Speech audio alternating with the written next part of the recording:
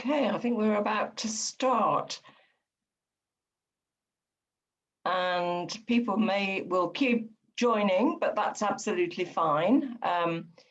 We hope you'll be able to catch up with us. So good afternoon, good morning, wherever you are. It's great to have you with us, and thank you for joining us for this second masterclass in our series of advocacy, in our season of advocacy, which we're calling Nurses Together.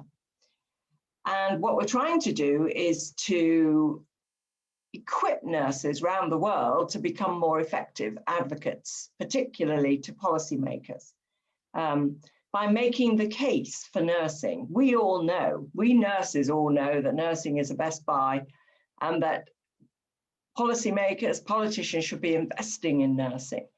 But how do we get that message out there? And that's the one thing we haven't been very good at. So Nursing Now Season of Advocacy, Nurses Together, has been directed at helping you to become better advocates. We have a toolkit on the website. We've had a session on data. And today, I'm absolutely thrilled to be introducing to you Dr. Billy Rosa, whom I have known, I think, probably for about 4 years. We first met in North Carolina when I was working there. And Billy came to speak at a conference that I think he'd organized, or it was at the UNC, I can't quite remember. But once you've met Billy, you're never going to forget him. And that is just because he is compelling as a speaker, as an authentic leader, and as somebody who has a story to tell. And so I have asked Billy if he will come and share with us his story, because I think his own career trajectory is extremely interesting and unusual. And he brings to nursing all that he's learned in his previous career. And I think that shines through. I think there's something about people who come from a different sort of background, a different kind of a framework for thinking about life, that brings a little something extra to the world of nursing. And that's why it's so exciting to have Billy here to share some of that with you today. So Billy is a postdoctoral researcher at the moment in New York. I think that's right, isn't it, Billy? And he's a well-known speaker in the USA. He's been a I'm not sure if you are still a Robert Wood Johnson Fellow, but Future of Nursing Scholar, but I know that you have been. So Billy's been on the forefront of change in nursing, of helping all of us to develop many skills to be better advocates. So I'm thrilled, Billy, to be able to introduce you to our audience this afternoon. You are so welcome. Thank you for joining us, and we're very much looking forward to what you have to say. And again, can I invite everybody with questions or comments, please put them in the chat and there'll be a chance to engage Billy. Billy, over to you. Thank you so much, Barbara. I'm so happy to be here with everybody. I'm going to share my screen. And Barbara, can you give me a thumbs up if you can see my screen? Just double checking. Yes, I can. Okay. Thank you. So, so good to see so many friends and colleagues signing on from around the world. And I'm so grateful to Nursing Now and the Burdett Trust and Dr. Stillwell for inviting me to be here with everybody. And so as Barbara mentioned, I've been a nurse for just over a decade. I've worked primarily in critical and palliative care settings. I have extensive global health partnerships that I have cultivated around the world in different areas of practice and education and research. And mostly I'm just really excited and thrilled to be a nurse, particularly over the last few years as Nursing Now has elevated the profile and the status of what it is we do, and really pushed us to be more involved in advocacy and in policy and really in healthcare change, particularly during the COVID pandemic. So we're going to talk about advocacy today and really communicating effectively in that advocacy through a host of forums. And I'm not going to share a whole lot of academic mishmash. I'm not going to share the political theory or policy background about advocacy. I'm really going to be speaking from a personal perspective and some of the lessons that I've learned through my partnerships and through my profession. And I think as Barbara and I talk later, we'll have an opportunity to talk more a little bit about my journey and how that's informed my advocacy. And so currently, as Barbara mentioned, I'm a postdoctoral research fellow at Memorial Sloan Kettering Cancer Center in New York. And my research focuses on improving the quality of palliative care for at-risk populations, primarily LGBTQ patients and their families of choice. And we will get started. I actually want to start and invite just a moment of pause and reflection to bring into this space all of our fellow nurses and healthcare workers that we've lost over the past year during the pandemic. Because when we advocate and when we put that voice forward, we are advocating for the patients and the communities that they served, and also for safer working conditions for nurses and healthcare workers so that we are all safe and protected in this work we do. So just a moment of bringing them into the space.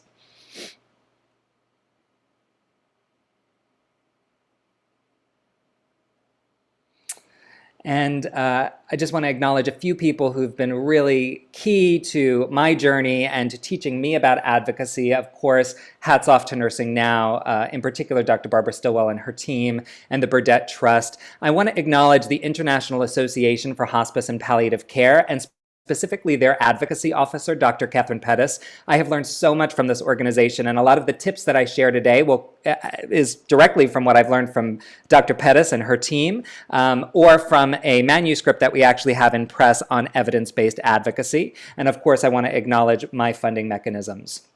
And so I want you to imagine for a moment, and this won't be a stretch for a lot of you, imagine you're a nurse. You have had frontline wisdom over the past year of the pandemic. You, for as long as you've been a nurse, know what it is to hear and bear witness to the suffering of patients and their families, often during their most vulnerable moments.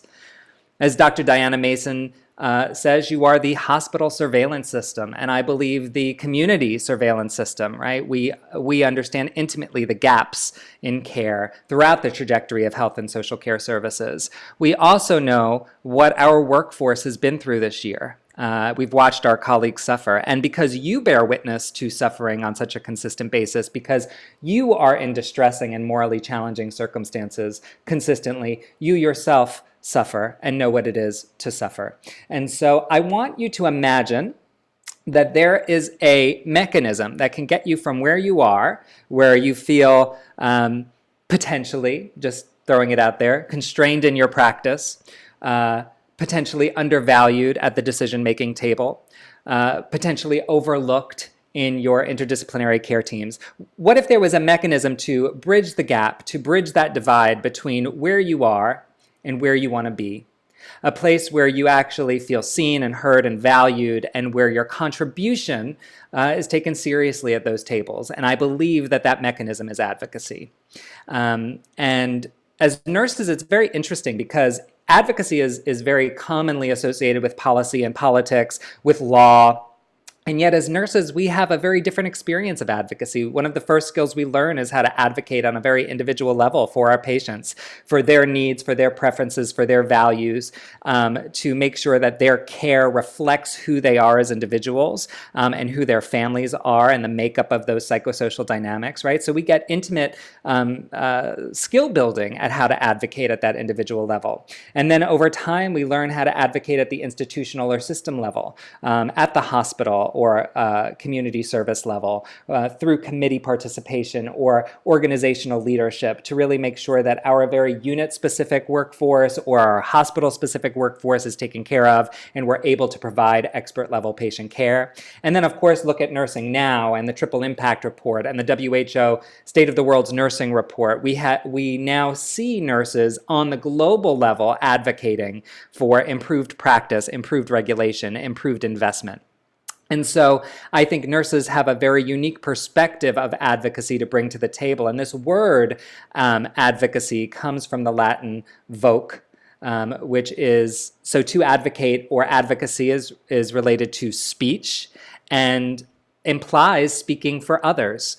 And this is really an important distinction that I want to offer you, that in speaking for others, we are not giving people voices, because the problem is not that people don't have a voice. The problem is that certain voices have been silenced or stifled or marginalized or minoritized or excluded or unwelcomed, right? The privilege of advocacy is that we are actually amplifying those voices, the voices that have been unwelcome at those tables. And when we serve as the advocate, or when we advocate, we are amplifying the voices of patients, communities, families. We are advocating the voices of fellow nurses. We are advocating our own voices in ways that they have not been received before.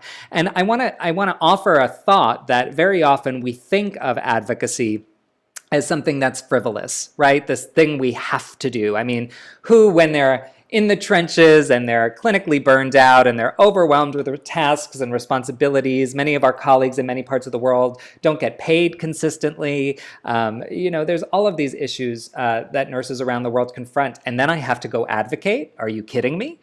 And so what I want to offer is a perception shift where advocacy becomes an inherent part of who we are as nurses, where we are not fulfilling the full scope of privilege and opportunity and responsibility that we have unless we are participating in that advocacy. And so one of the first ways we can actually make this easy on ourselves is to use the skills we already have. There are so many skills that we have as nurses that are integral to the advocacy sphere. And this starts with recognizing the vital feedback loop between clinical practice and advocacy. And so this vital feedback loop language comes from Dr. Pettis, who I mentioned earlier, and colleague Liliana de Lima. And really, when we look at the clinical practice of nursing, this is interesting, right? Because nurses spend the most direct patient contact time, face-to-face time, than any other profession. So there are actual studies that have shown that critical care nurses, for example, spend up to 80% of their clinical practice shift in direct patient contact time, as opposed to maybe 10% or less of physicians and other professions. So what that gives us is that intimate surveillance system type view of the care trajectory of patients that informs the advocacy that we bring forth and the advocacy that we get behind. And that advocacy, the experience of learning to speak up, to stand up, to make our voice heard, to write our thoughts and disseminate it, to speak at conferences, that advocacy automatically informs how we practice, how we understand practice, and how we change practice for our colleagues. And the communication skills of nurses prepare you to do this in so many different ways. So when we think about how nurses already know, we already know how to be therapeutically present. We already know how to reflect back to people what they're saying so that we have closed loop communication and we make sure we understand them. We already know what it is to normalize and validate the experience of others with empathy. And if you haven't noticed around the world, empathic communication is kind of lacking these days. So that empathic communication is really, really key to helping the people that we're advocating with or to help them feel seen, heard, and acknowledged in our practices. And finally, I think one of the strengths of nursing and also one of the keys to advocacy is to make the human connection. You have to remember that no matter who you're speaking to, whether it's a chief nurse, a chief medical officer, somebody from the Ministry of Health, whether it is a parliamentarian, before they are their title, they are a human being. They have people who love them and people they love. They will know suffering, they will know loss, just like me. And in identifying our shared humanity and being vulnerable to the fact that we are human beings together first, I have an opportunity to build relationship there. And I have an opportunity to make my message heard. And it's interesting, one of the quotes that I use again and again and again, whether it's in palliative care or nursing or in talking about advocacy, is this quote from Lilla Watson, who's an Indigenous Australian artist and activist and advocate. And what she's speaking about in this quote is really partnership. It is relationship, which is the key to advocacy. And she said, if you're here to help me, you are wasting your time. But if you've come because you actually understand that your liberation is bound up with mine, then we can work together. And so that is the key to effective advocacy as far as I'm concerned. And it's very interesting to be an expert in the field, an expert nurse, as all of you are, an expert clinician, and have to surrender that long enough to say, you know what, I am here to offer my insight, but more than anything, I'm here to be a partner with you. I'm here to be a human being with the skill sets to improve the quality of your life, alleviate suffering, and to advocate on your behalf. And one of the things that I've learned, particularly over the last year, so I'm currently a Global Nursing Leadership Institute scholar with the ICN, and some of the language they use is our data plus our stories is what makes us memorable. And it's interesting when I learned this and when I heard this, because I realized I was already doing it, I just wasn't giving it language. And this is key to our advocacy practice. So as a palliative care advocate, I use my data. I know that 57 million people around the world every year need palliative care, and yet only 12% of that need is being met. I know that there are massive opioid distribution disparities that increase the burden of serious health-related suffering. So I can say to a policymaker, did you know that the US exceeds our annual morphine distribution for patients in need of palliative care by 3,000%, where countries like Nigeria don't even meet 1% of their annual need? Right? So they're unable to alleviate serious suffering and severe pain at the end of life. But the stories I tell are about Julius Kapoa, who's a nurse in rural Liberia, West Africa, who started a nurse-led community-based palliative care team and built a service from the ground up to alleviate suffering in his communities. Him and his team travel by boat and by car hours a day to fulfill their obligation to their communities. Or I tell the story of Kevin, a patient of mine who died several years ago. 23-year-old person experiencing homelessness, a Black man who grew up in the foster care system, multiple children by multiple mothers, who taught me about what it was like to live on the subway system with advanced disease and the barriers he confronted through structural racism, and the challenges we had with treating his intractable nausea and pain as his cancer really crippled his spine and his pelvis, and the challenges we had with opioid stewardship and safe discharge, right? So that combination of the data, which positions me as an expert, and the stories, which positions me as a human, is incredibly powerful, regardless of the forum that you're speaking in. One of the challenges is that nursing, probably unlike a lot of professions, is incredibly fragmented. There are so many different asks and political asks and policy asks, and it's part of the reason why nursing now is so powerful, because it unified us in ways that we hadn't been previously brought together. And so one of the challenges is to use common language and to stand together through that language. And so when I'm teaching, often one of the first questions I ask nurses is, how do you define nursing? And you can define it however you want, but you have to have a definition, because if a plumber can define what they do and a car driver can define what they do, you have to be able to define what you do.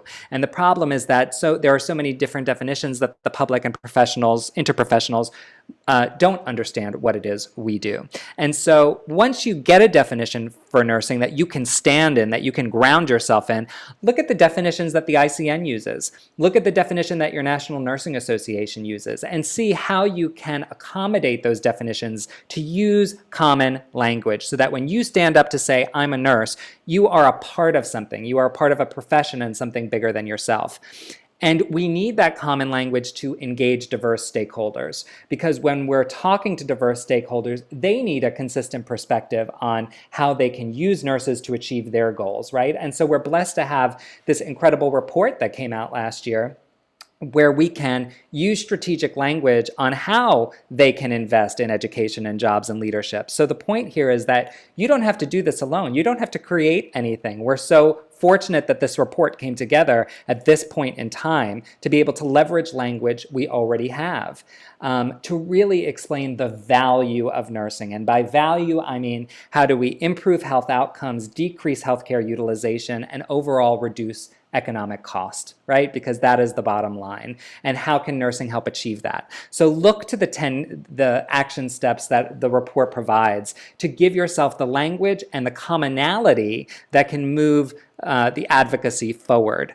And this is a little different within different specialties. So a palliative care nurse advocacy initiative may be different than a neonatal policy advocacy stance, right? And so there are different ways to do this. So during COVID last year, I brought together, I think there's like 15 authors on here from Botswana and Rwanda and Liberia, researchers, people with public health backgrounds, nurse practitioners, bedside nurses, hospice, palliative care. And we came together to really make recommendations to leverage the palliative nursing role during COVID-19. So what we did here was we intentionally created a shared language so that anybody reading this, whether in Liberia, Rwanda, the US, the UK, could pick it up and say, okay, this makes sense. We can adapt these recommendations to our context, whether it's by expanding the scope of practice for nurse practitioners that is commensurate with their education and training and licensure, or it is calling on our multi-professional colleagues to really support our leadership positions on leading palliative care teams. But the point is that shared language has an impact. And this article went on to be the #1 most viewed article for 2020 for the Journal of Hospice and Palliative Nursing. And per the Altmetric score, which is a global visibility score, is now ranked #2 for this journal. One of the things I really beseech you to do, is be active in your organizations. This is key for advocacy. And in your service and in your leadership, you can make huge strides. So in doing simple things like joining a committee for a specific paper or a nominating committee, you can get an idea of how organizations run, how the philosophies that undergird how an organization functions in the world, and you can start to inform and change how those organizations work and how they work for you and how they work for your patients.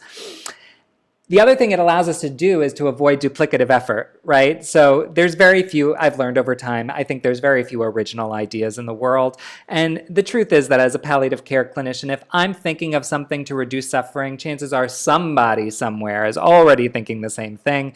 And if I can embed myself in an organization and use the organization's networks to identify who's working on those things, what are the resources they have, what can I bring to the table, and how can we more effectively join forces to get it done and get it done well and get it done to the best of everybody's ability, that is real advocacy in action. I do not have to stand alone, right? I can basically use the resources of the organization to advance my advocacy. I hear this a lot. How do I get out into the world and do things? Well, anything that I've ever done has been through the grace and support of an organization, right? Because it's the organizations that have the money, it's the organizations that have the know-how, it's the organizational leaders that have the experience. So what you're doing is you're leveraging the resources that are already at your disposal, whether it's through continuing professional development, whether it's through taking leadership development courses, whether it is through certification. It's using the resources to advance your expertise, advance your skill, and thus advance your advocacy. One of the projects I'm really excited about came through my participation in the American Academy of Nursing over the past year. And it's actually a 2-year effort. And so this is not only a little tale on being active and engaged in my organization. It's a tale on being determined. And so for those of you not in my field of palliative care, in 2017, the Lancet Commission report on global access to palliative care released a paper that was the first empirical evidence that sought to quantify the burden of serious health-related suffering that palliative care could alleviate. And it really changed the field. And while there were clear implications in policy and for physicians, the focus on nursing was kind of absent. Nurses were absent in this dialogue. Surprise, surprise, Dr. Barbara Stillwell. And so about 2 years ago, I said to the Academy, one of the expert panels, I think we need a paper on carving out the nursing role and responsibility on achieving universal palliative care access. There were no takers, silence in the room. And I approached them again 6 months later, and I said, I think we need to do this. Silence in the room.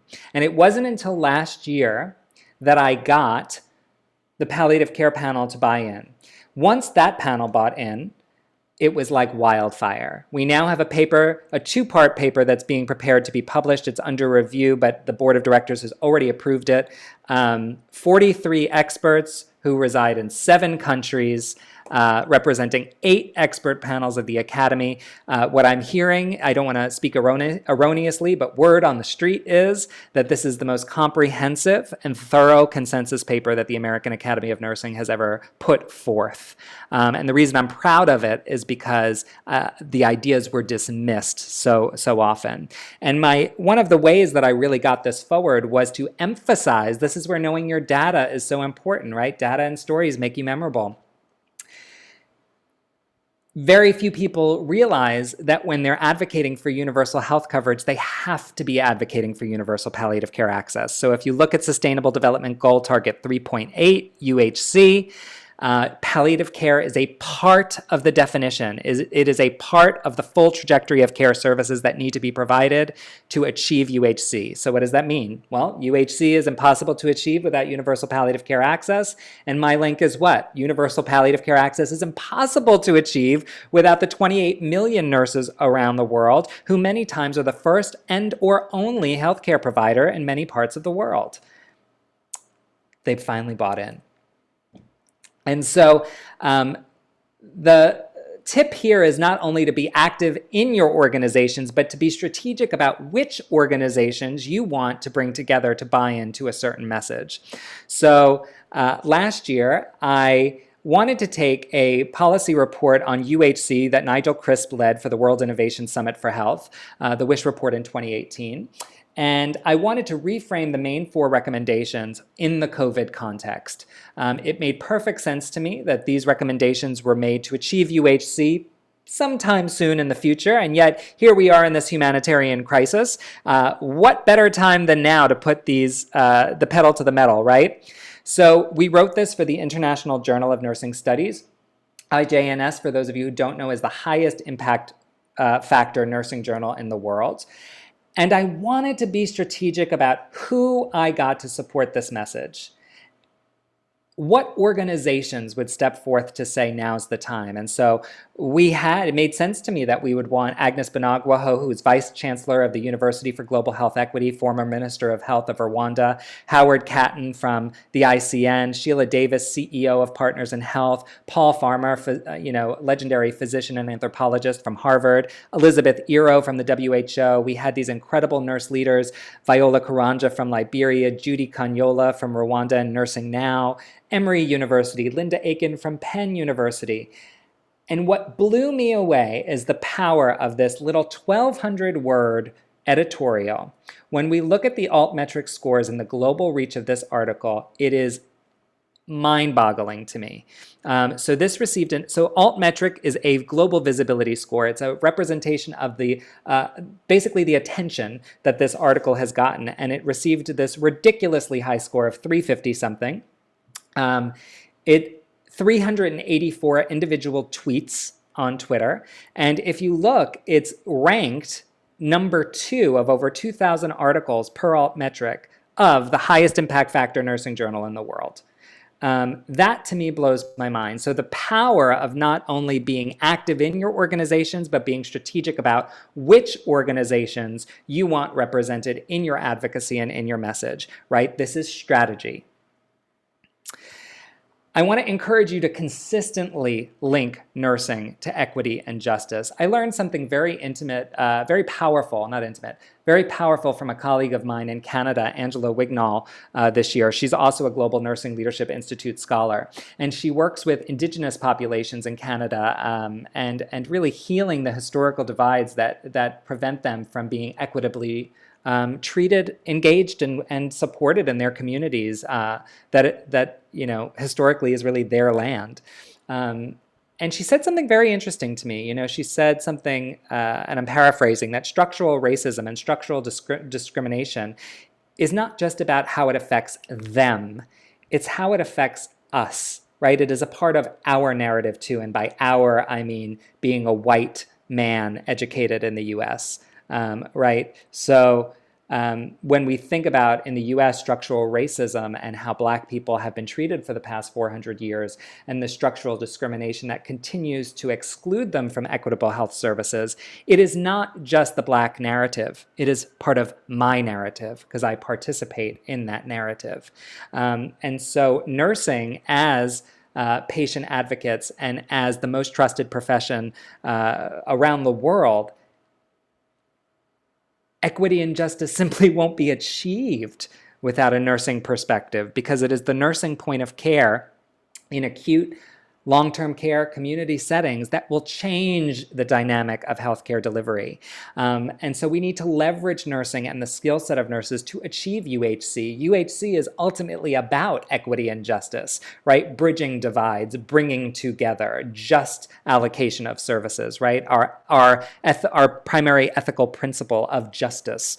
To identify nurses as key to tackling the social determinants of health, right? The positioning we have in communities really positions us to be the ideal forerunners of improving attention to the social determinants of health and to move the needle toward justice. Many of you know this, this cartoon, and you see equality, which is kind of becoming more and more outdated. On the left there, we see that everybody gets an equal accommodation, right? Regardless of need, you get an equal accommodation. Well, equality doesn't work because those of us who start off with less still can't see over the darn fence, right? In equity, we have differing accommodations to give people an equitable view. And yet that fence is still standing between us and the game we're trying to get into. But in the last image, where we're trying to head toward justice, toward social justice, health justice, we actually act on the structural barrier. We actually remove the structural barrier so that accommodations are no longer needed and that health can be accessed. That is the vision of UHC, and that is the point of advocacy that nurses can be so integral to helping achieve. I've had the really good fortune over the last year of working on this report, being the lead author on this report from the World Innovation Summit for Health, which should be launched hopefully next month or May. COVID has pushed timelines, as it has for everybody. And we provide, I've worked with this incredible team, Dr. Catherine Hanaway, many of you know, Dr. Charlotte McCardle, the chief nurse of Northern Ireland, and her colleague Mary Frances McManus, Dr. Sana Al-Harashay from Qatar, and Professor Sir Michael Marmot, who is the global social determinants scientific expert, who wrote the Doctors for Health Equity report a few years ago. And we provide over 70 guidelines. Not all have to be taken up by organizations, but we provide them to give options of what can best be adapted to your context across domains of education and training, monitoring and evaluation, different clinical settings, healthcare organizations as the commissioners of workforce well-being, how nurses can engage in partnerships, and the sixth domain is nurses as advocates. And so we provide 3 levels of recommendations for international organizations. They can continue to build on the current social determinants evidence. I'm giving you a sneak peek, by the way. These are actual recommendations.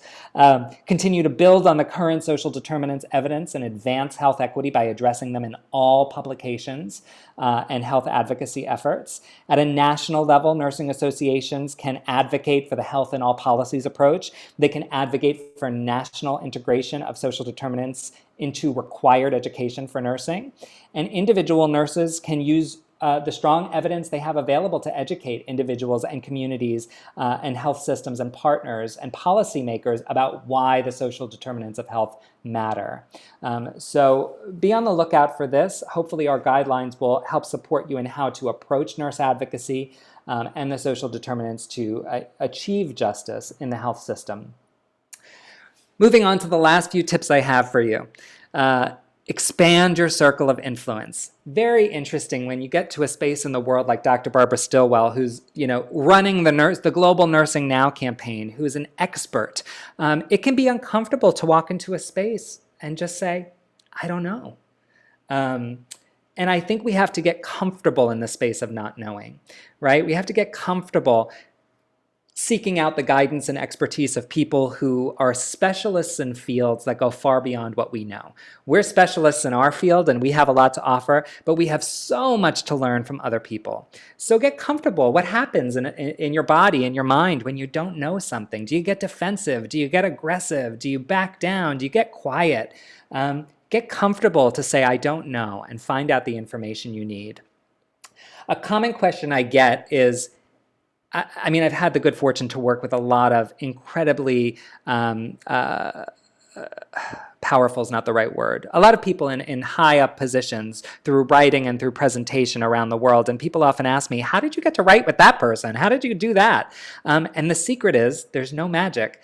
I wrote them and I asked them to work with me. I just introduced myself and I said, hi, I'm Billy Rosa and I'm a nurse practitioner and I'm a palliative care advocate. And I'm really passionate about making sure that people don't suffer needlessly. And I would love it if you would get behind this project that I'm posing here. Would you like to be involved? And the magic is that people want to support good ideas and they want to use their expertise and they want to support you. So be bold with your asks, be insistent, and be kind and courteous. And I want to say stay grounded in your nursing lens as you expand the circle of influence. Be grounded in what you know to be true as a nurse, but be prepared to surrender it. Because when you're at these decision-making tables, when you're in collaborative projects, it becomes about something much bigger than nursing, right? The real vision of transdisciplinary healthcare is that we leverage the expertise of every discipline, but we create new ways of doing things, new models of care. We create new research questions, new ways of disseminating evidence. And that requires that we stay grounded in our expertise, but we're able to release it to create something new and better in partnership with others. And a lot of that I've learned through my work with the International Association for Hospice and Palliative Care. And so for those, again, I keep saying for those of you who don't know, palliative care is an inherently interdisciplinary field, right? So we stand on the shoulders of nurses, advanced practice nurses, physicians, nutritionists, chaplains, social workers, a whole team of support. And so in this work during COVID, these 4 major global palliative care organizations came together to do a series of briefing notes that were policy recommendations for NGOs and for UN member states to really ensure the quality of palliative care delivery through policy and advocacy throughout the COVID pandemic. And I was really fortunate to be one of 127 experts in 24 countries to contribute input on 2 of the briefing notes for LGBT plus people and for persons experiencing homelessness. And when we talk about expanding our circle of influence, just look at the places, the roles of the people who are on these reports, right? So this is a perfect example for me of what it means to be grounded in my nursing lens and to let it go in order to create something that governments and NGOs can really use. And out of that, because I think I was able to collaborate in that way, I was then asked by the International Association for Hospice and Palliative Care to become their advocacy focal point for the United States, which means I work with the government to hold them accountable for achieving universal palliative care access. And I was part of the delegation to the WHO 148th Session Executive Board meeting in January. And one of our interventions to our U.S. advocates in the Office of Global Affairs at the Department of Health and Human Services was this resolution for the highest attainable standard of health for persons with disabilities that was going up for vote. And palliative care was missing from the document. And so we worked with them to provide the data and the stories that they needed to ensure that palliative care was included. They worked with their colleagues in Israel to get it into the document. And at the close of the EB meeting, palliative care found its way into the document, underscoring the health needs of persons with disabilities need to be met across the life course through comprehensive preventive, promotive, curative, rehabilitative services, and palliative care, and including psychosocial support. So this resolution will be voted on at the World Health Assembly, and then UN member states will be accountable for ensuring that palliative care is a part of the highest attainable standard of health services for persons with disabilities. And so, just as an FYI, the UHC definition in Sustainable Development Goal 3.8, before palliative care was integrated into that definition, stopped at rehabilitative. It was preventive, promotive, curative, rehabilitative. And now it includes that palliative care language. My last note about expanding your circle of influence is to please get on and engage in social media. It is a must. It is how we communicate. It is how we make our advocacy known. It is how we share empirical evidence. It is how we share knowledge. My platform of choice is Twitter. I am extremely active on Twitter. And it is amazing because I think I've gotten 500 new followers just since last March when I was in the UK. I remember having a conversation with somebody at I think Charlotte McCardle from Northern Ireland, and saying, I only have 400 followers. I have no impact. And now I have almost 1,000, and it grows every day. And it's not about your how many followers you have, but it is about how you're able to use the messages. Remember that article I showed you on rapid investment during COVID? 380 tweets, right? Look at that global visibility. That would be impossible without Twitter, right? So be professional, be cautious of the critiques you give your ministries and your hospitals, and make sure you remember that anything you post is public knowledge for the rest of your life. So just be cautious and use it wisely. And my last tip, before I wrap up so that we can talk a bit, is to allow the journey to unfold. There will be so many things that happen as you start to put yourself out there. Stay committed to your purpose, right? Remind yourself of your purpose. If you don't have a purpose statement, write one, so that you know that anything you do and anything you're contributing your energy to revolves around this purpose. My purpose is about creating environments of healing, wholeness, and belonging for every human being who experiences health-related suffering in the face of serious illness and at the end of their life, at the end of their life, so that they and their families of choice know what it is to have a human experience. That is my purpose, and everything I do revolves around that. And while you're staying committed, be open to feedback. It is the feedback that will help you grow, the feedback that will help you think differently. I have a handful of mentors who I email relentlessly and are so generous with their time, where I run ideas by them and I say, what do you think of this? And they say, great idea, not so great idea. And I'm able to really think about that. And say yes. Say yes to opportunity. I was, an actor in my past life, and the first rule of improv, of impromptu acting, is say yes to your fellow actor, right? So when somebody throws you something, you say yes, you go with it. You just go with it. And I see a lot of nurses turn down incredible opportunities, leadership opportunities, advocacy opportunities, and say, I'm not ready or I'm not sure. Say yes. And I have a great example I'll share, which is my last tale, around my advocacy for the Sustainable Development Goals. And I'm coming over to Dr. Barbara Stillwell in a second with this story. So a few years ago, I was working in Rwanda, East Africa. I lived in Kigali, the country capital, for about a year as a part of a healthcare capacity building initiative. And we were creating the first master's program in nursing in the country. We subsequently graduated 110 students in 2017. And while I was there, I was working with incredible nurses who really just taught me so much. And one of the big takeaways for me was, what is the global language of nursing and what is the global language of healthcare? As a white educated man in New York who had never lived internationally, it can be very hard to surrender that lens of expertise, right? Where I think, I have all the information. And they really expanded my awareness of, no, you need to use the language that's moving forth in the UN and in the WHO. And they really got me passionate about the Sustainable Development Goals and starting to understand that nurses have a role in achieving these goals. And so erroneously, nurses focus on, SDG 3 alone. And a lot of my work has been about expanding awareness that we actually have a part to play in all 17 of these goals. And how do we position nurses to be able to do that?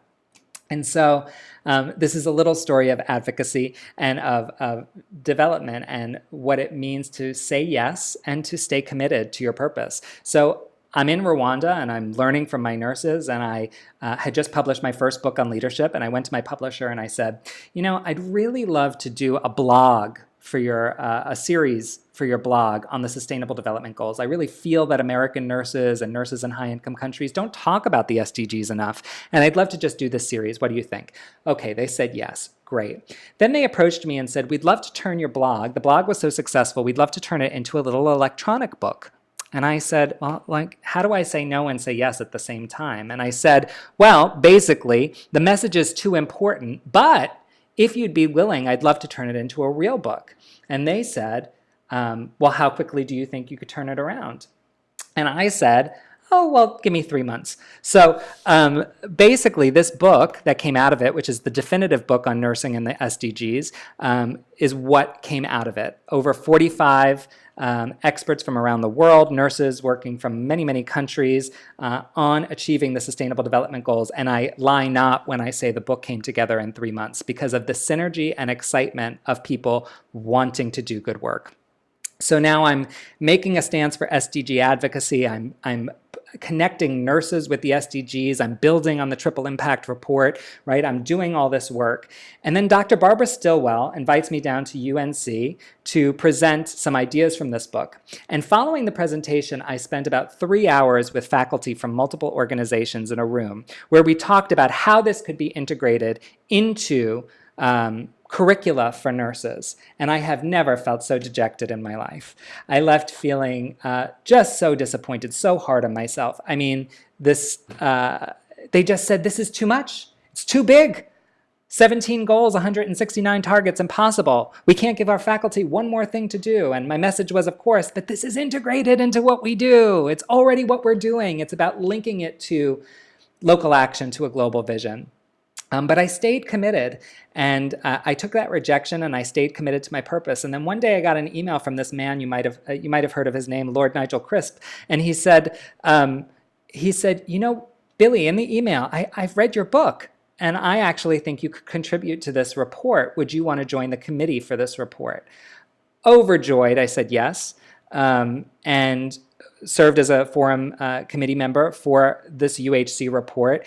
And what started to happen is just allowing the journey to unfold. And what came out of that has been, a special issue for Nursing Outlook on advocacy for the SDGs, and contributing editor for the American Journal of Nursing I'm doing now, and being invited as a speaker for major nursing education organizations.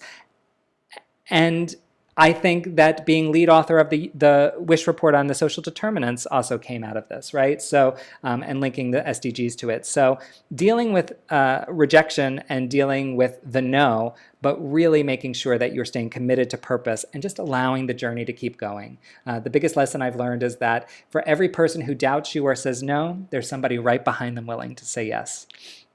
And so I'll leave you with this quote and this poem by Clarissa Pinkola Estes, who is very inspiring. And this quote has become a daily meditation for me during the past year and during the pandemic. And she says, in any dark time, there is a tendency to veer toward fainting over how much is wrong or unmended in the world.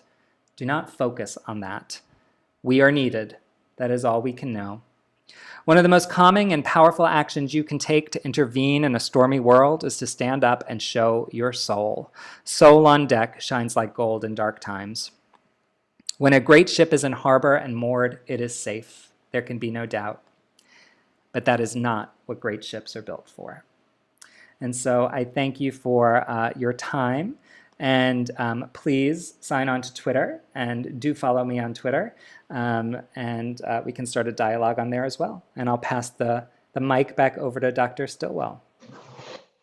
Billy, thank you so very much. We've had so many comments already saying how much, from all over the world, saying what a lot your presentation has meant to people. Somebody's just written to say what a beautiful quote to end a wonderful masterclass, and that's the sentiment I think that's shone through. Everybody is so very appreciative of you sharing. Somebody said, I'm really shy on starting new things and sharing my ideas, but Billy shared a few tips on how to start. That was Zipporah, I think, who we know is a young nurse from Kenya. So, Billy, you have had a big influence on everybody who's been listening to this webinar. And I want you to know that. It's important. I'm going to channel my inner Oprah now, a little bit, because I have a few questions, some that have come from things that people have put in the chat and some that have come from listening to you.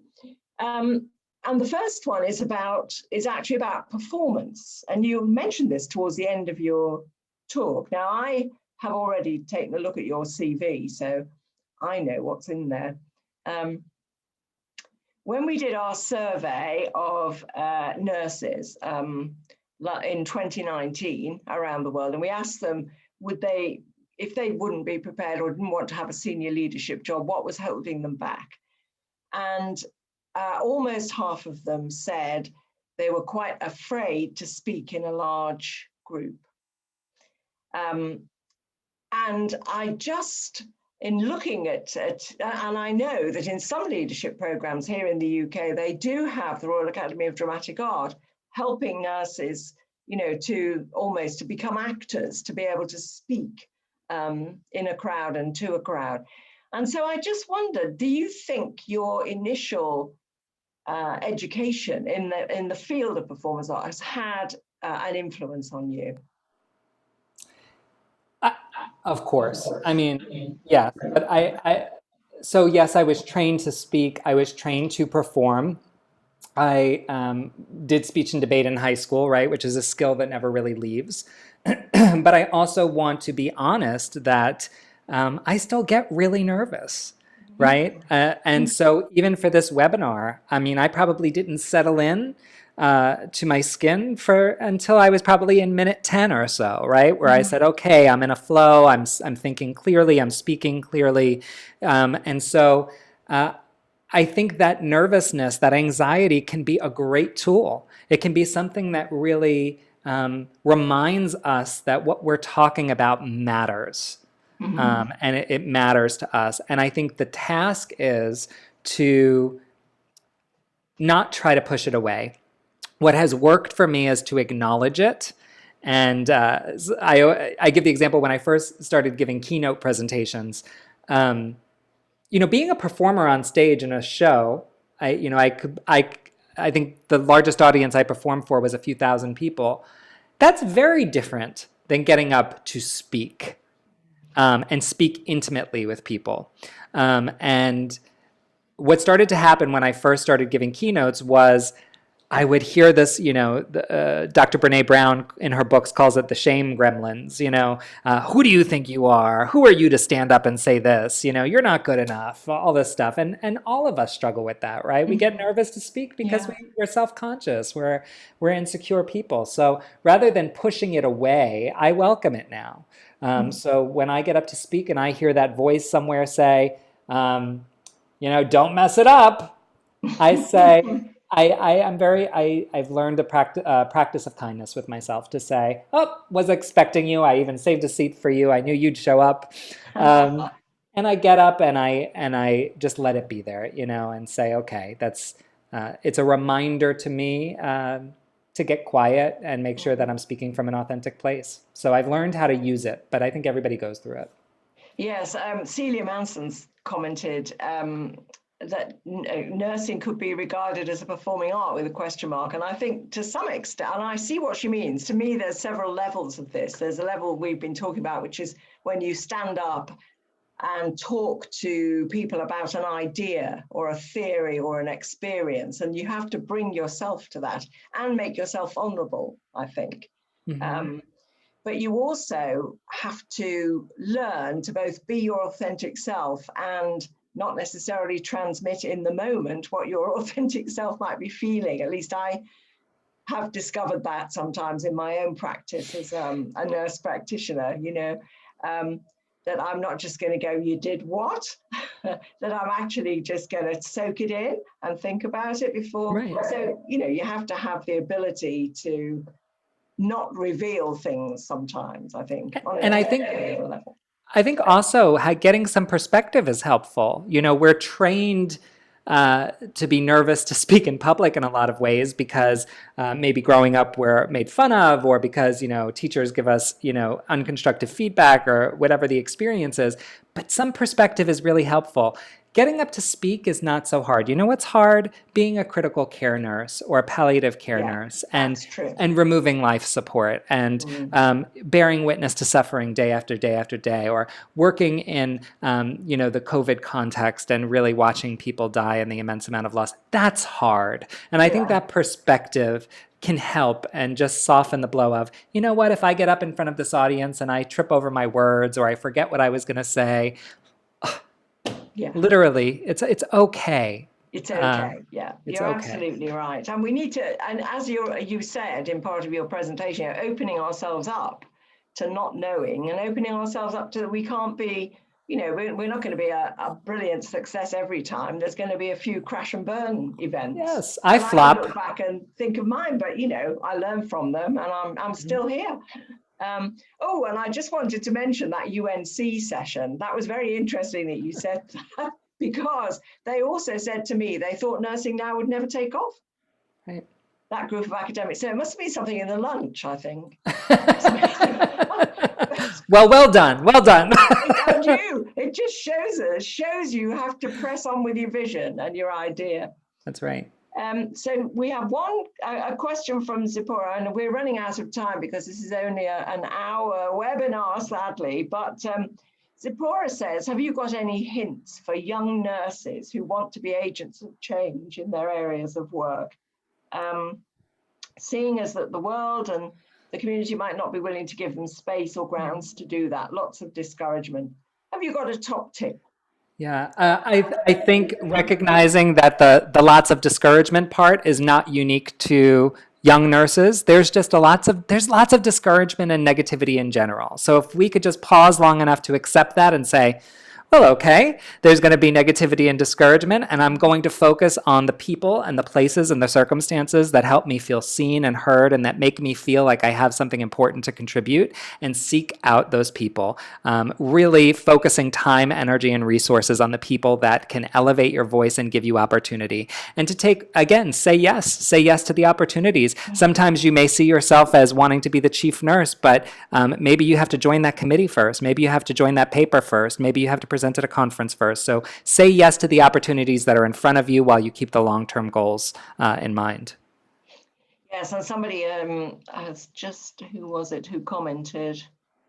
Mr. or Miss Rajagopal said, yes. Having a purpose and aligning everything you do is very important. And I think that's right. Having the higher purpose, thinking of yourself as part of something greater than your everyday is so important, I think, for motivation for all of us.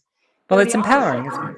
That I take away, Billy, from you personally, as well as from this session, is the need for authenticity, the need to bring your real self. And, to me, that's one of the most difficult things. And people often hide behind several masks. They don't want to be seen at all. But but authentic leadership is about bringing yourself to the problem, to the solution, to the mistakes, to the successes. And that, I think, Billy, is one of the many things that makes you shine.